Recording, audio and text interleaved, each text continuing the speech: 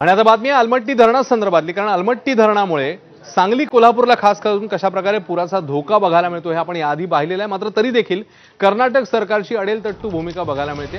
त्यांनी उंची वाढवण्याचा निर्णय घेतलेला आहे।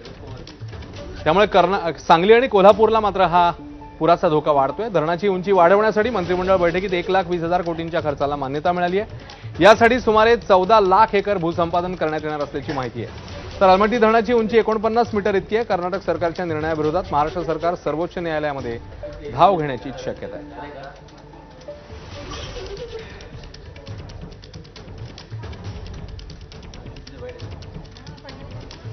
महाराष्ट्राचा अलमट्टीची उंची वाढवायला विरोध आहे।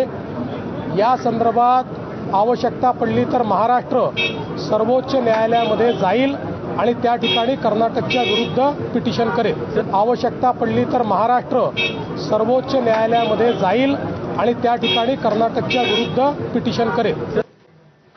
तर कर्नाटक सरकारच्या या भूमिकेवरून आता राजू शेट्टींनी देखील संताप व्यक्त केला। राजू शेट्टी काय म्हणतात बघूया। सगळ्यांच्या घरादारावर नांगर फिरवणारा हा निर्णय असताना महाराष्ट्र सरकारनं गप्प बसू नये।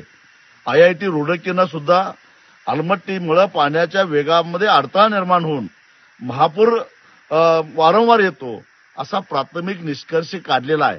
कर्नाटक सरकारला कडक शब्दामध्ये सांगितलं पाहिजे की तुमचं धरण हे महाराष्ट्रातल्या सांगली आणि कोल्हापूर जिल्ह्याच्या जीवावर उठायला लागलेलं आहे।